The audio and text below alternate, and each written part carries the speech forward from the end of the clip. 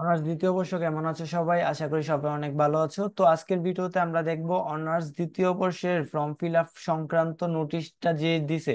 এটা হচ্ছে 2023 সালে অনার্স দ্বিতীয় বর্ষ পরীক্ষার ফর্ম ফিল আপের সময় বৃদ্ধি সংক্রান্ত বিজ্ঞপ্তি। বলতে তোমাদের পরীক্ষার ফর্ম ফিল আপটা এটার হচ্ছে সময় বৃদ্ধি করছে।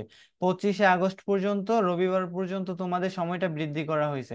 এখন যারা ফর্ম ফিল আপটা করো নাই এতদিন, তোমরা ফর্ম ফিল আপটা করে নিবা এই হচ্ছে 25 তারিখের ভিতরে। এখন আরেকটা কথা হচ্ছে, যারা হচ্ছে দ্বিতীয় বর্ষে পরীক্ষা দিছো কিন্তু তোমাদের এক দুইটা সাবজেক্টে খারাপ হয়েছে, অনেকে আছে যারা কিনা ব্রুট চ্যালেঞ্জ করছে রেজাল্টটা পরিবর্তন করার জন্য। এখন তারা কি আসলে ফর্ম ফিল আপটা করবে কি করবে না? আমি যেটা বলি, এটা হচ্ছে তোমাদের এই মাসের মধ্যে, এই আগস্ট মাসের মধ্যেই শেষ সপ্তাহের দিকে তোমাদের রেজাল্টটা প্রকাশিত হতে পারে। এটা হচ্ছে প্রায় 90% কনফার্ম। হ্যাঁ, তো তোমরা হচ্ছে দেখো, এই 25 তারিখের আগে যদি তোমাদের রেজাল্টটা দিয়ে দেয়, তাহলে তোমরা যদি হচ্ছে পরিবর্তন হয় সেই ক্ষেত্রে তো তোমাদের ফর্ম ফিল আপ করতে হবে না। আর যদি ধরো তোমাদের রেজাল্টটা পরিবর্তন হইলো না, সেই ক্ষেত্রে কিন্তু তোমরা ফর্ম ফিল আপটা করে নিতে পারবা। তো আগে আগে করার থেকে আগে রেজাল্টের জন্য অপেক্ষা করো, দেখো কি হয়, তারপরে না হয় তোমরা ফর্ম ফিল আপটা করে নিবা। আরেকটা কথা হচ্ছে, এই যে ফর্ম ফিল আপের শেষ হওয়ার পরেই কিন্তু তোমাদের রুটিনটা দিয়ে দিতে পারে দ্বিতীয় বর্ষ। তো এখন থেকে তোমাদের প্রিপারেশনটা নিতে থাকো পরীক্ষার ভালোভাবে। আর হচ্ছে দ্বিতীয় বর্ষটা আমি জানি মোটামুটি সব ডিপার্টমেন্টেরই একটু কঠিন থাকে, আর বিবিএ ডিপার্টমেন্টের তো আর একটু বেশি কঠিন। যারা অ্যাকাউন্টিং ডিপার্টমেন্টে আছো তাদের তো অনেকগুলো ম্যাথ সাবজেক্ট, স্ট্যাটিস্টিক্স আছে, বিজনেস ম্যাথ, তারপরে ইন্টারমিডিয়েট অ্যাকাউন্টিং, ট্যাক্স।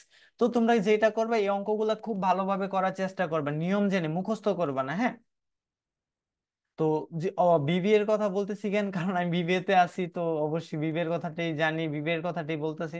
আর সব ডিপার্টমেন্টেই মোটামুটি হয়তো কঠিন, তো তোমরা পড়ালেখাটা এখন থেকে ভালোভাবে গুছানো ভাবে করার চেষ্টা করবা। আর বিবিএ এর ক্ষেত্রে যেটা বলতেছিলাম, তোমরা যে কাজটা করবা, তোমরা ম্যাথ গুলা ভালোভাবে করবা, আর বিগত সালের প্রশ্নগুলো তো সমাধান করবাই। কিন্তু যে ধরে রাখতে পারো যে বিগত সালের প্রশ্ন আসবে না, তারপরও করে রাখবা, কারণ একটা অঙ্ক যখন তুমি নিয়ম শিখে ফেলবা, তখন এই রিলেটেড অঙ্ক আসলেও যতই ঘুরাই দেখ তুমি পারবা। আর যখন তুমি নিয়মগুলো না শিখবা, অঙ্ক মুখস্থ করার দিকে যাবা, বা হ্যাঁ এই অঙ্কটা আসছে এরকম অঙ্ক আসবে, এরকম না, যে কিনা তুমি হচ্ছে নিয়মটা কোন কারণে কি হচ্ছে এই নিয়মগুলো শিখে রাখবা। আর হচ্ছে কন্টিনিউ অঙ্ক করবা, গ্যাপ দিবা না। প্রতিদিন অঙ্ক করলে যেটা হয়, ব্রেনটা শার্প থাকে। যে অনেক সময় দেখবা তুমি অঙ্কটা পারো, করো নাই, পরীক্ষার হলে আসলো তখন তুমি ভুলে যেতে পারো, এরকম অনেক হয়। তো অবশ্যই গুছানো ভাবে পড়ালেখাটা করার চেষ্টা করবা। আর অবশ্যই দেশের মধ্যে তো একটু ঝামেলা চলতেছে কোটা আন্দোলন নিয়ে। আর সবকিছু ঠিক হয়ে গেলে অবশ্যই তোমাদের পরীক্ষাটা খুব তাড়াতাড়ি হয়ে যাবে।